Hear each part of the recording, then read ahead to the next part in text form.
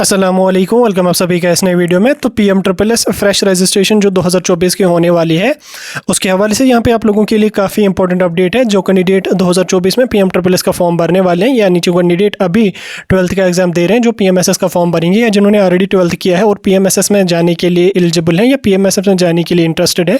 आपको पता ही होगा कि PMSS में आपका पूरा खर्चा जो है वो गवर्नमेंट की तरफ से दिया जाता है। लगभग 2.5 लाख तक आपको जो है वो पर ईयर यहाँ पे प्रोफेशनल्स में, और लगभग 4-4.5 लाख तक आपको जो है वो मेडिकल कोर्सेज में जो है वो पर ईयर स्कॉलरशिप दिया जाता है। और जनरल कोर्सेज के लिए लगभग आपको 1.5 लाख के आसपास स्कॉलरशिप पर ईयर दिया जाता है। काफ़ी बड़ी स्कॉलरशिप स्कीम है जम्मू कश्मीर और लद्दाख के स्टूडेंट्स के लिए। जो कैंडिडेट इसमें एलिजिबल हैं जाने के लिए, उन कैंडिडेट्स के लिए यहाँ पे एक इंपॉर्टेंट अपडेट है। इस वीडियो में मैं आपको बताने वाला हूँ। ये वीडियो आप लोगों के लिए काफ़ी ज़्यादा इंपॉर्टेंट रहने वाला है। वीडियो को पूरा एंड तक देख लेना, चैनल को भी सब्सक्राइब कर देना और उसके साथ साथ टेलीग्राम ग्रुप और व्हाट्सएप ग्रुप दोनों ज्वाइन कर देना। दोनों की लिंक आपको डिस्क्रिप्शन में मिल जाएगी। तो चलिए वीडियो को शुरू कर लेते, तो जान लेते हैं यहाँ पे PMSS के हवाले से आप लोगों के लिए क्या कुछ इंपॉर्टेंट अपडेट है। तो देखिए, आप सभी को पता है कि PMSS के अंडर आपको डिफरेंट टाइप के कोर्सेज करवाए जाते हैं, जिसमें हमारा मेडिकल का कोर्स भी आता है, जो आपका जिसमें MBBS BDS आपका आता है, BAMS BUMS वगैरह भी उसमें ही आता है। उसके बाद प्रोफेशनल हमारा आता है, जिसमें आपका BSc नर्सिंग, B.Pharm आता है, B.Tech आता है, और उसके अलावा यहाँ पे आपका आर्किटेक्चर वगैरह भी जो है वो आपका प्रोफेशनल में ही आता है। देन उसके बाद हमारा आता है जनरल, जिसमें आपको simple graduation BA BSc BCom वगैरह आता है, या ऑनर्स अगर आपको किसी सब्जेक्ट में जा करना है तो उसके लिए आपको जो है वो जनरल कोर्सेज में ही आप वो आते हो। ठीक, तो इसमें आपको डिफरेंट कोर्सेज में डिफरेंट टाइप का स्कॉलरशिप मिलता है, जो मैंने आपको ऑलरेडी समझा दिया है।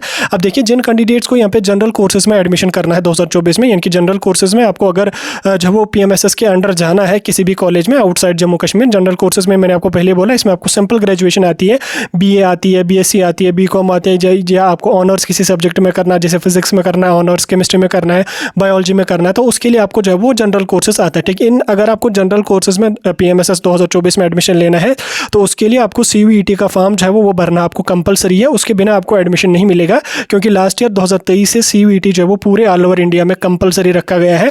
मैक्सिमम यूनिवर्सिटी जो PMSS के अंडर है जनरल कोर्सेज में, उनमें लगभग 95% यूनिवर्सिटीज़ में CVET कंपलसरी रहता है जनरल कोर्सेज के लिए। लास्ट ईयर भी स्टूडेंट्स ने जो है वो फॉर्म भरा था, उन्होंने CVET नहीं दिया था, देन उनकी सिलेक्शन भी हो गई थी।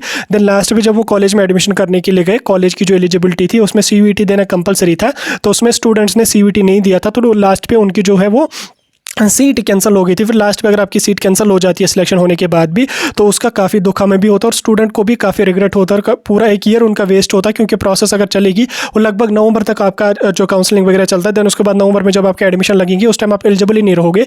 इसलिए जिन कैंडिडेट्स को जनरल कोर्सेज में जाना है, जैसे मैंने बोला BA BSc BCom वगैरह, या सिंपल ग्रेजुएशन अगर आपको करनी है या ऑनर्स किसी सब्जेक्ट में करना है, तो आप लोग CVET का फॉर्म जरूर भर देना। रजिस्ट्रेशन चल रही है और 8 मार्च तक, आप 4 अप्रैल तक आपकी रजिस्ट्रेशन चलेगी। CVET का फॉर्म भर दो, जरूर भर दो, और उसमें आप मैक्सिमम कोर्सेज रख लो। जैसे आपको उसमें जनरल टेस्ट भी रख लेना, डोमेन अगर आपको किसी सब्जेक्ट में जाना है, जैसे फिजिक्स में जाना है, केमिस्ट्री में जाना है, तो उसका डोमेन का भी टेस्ट आप दे देना, और उसके साथ साथ लैंग्वेज इंग्लिश का भी टेस्ट आप दे देना। क्योंकि बाहर की जो यूनिवर्सिटीज़ हैं, सेंट्रल यूनिवर्सिटी जो है, उनमें आपको 2-3 टेस्ट मांगते हैं। जनरल टेस्ट भी इसलिए आपको दे देना, अपने CVET के फॉर्म में मेंशन करना, डोमेन का टेस्ट भी आप मेंशन करना, और उसके साथ साथ लैंग्वेज का टेस्ट भी आप मेंशन करना, तीनों दे देना। फिर आप डिफरेंट यूनिवर्सिटीज़ के लिए, मैक्सिमम यूनिवर्सिटीज़ के लिए फिर आप एलिजिबल रहोगे। उसके बाद आपकी परसेंटेज अगर ठीक ठाक रहती है तो आसानी से आप लोगों को सिलेक्शन हो जाएगी CVET के स्कोर के बेस पे।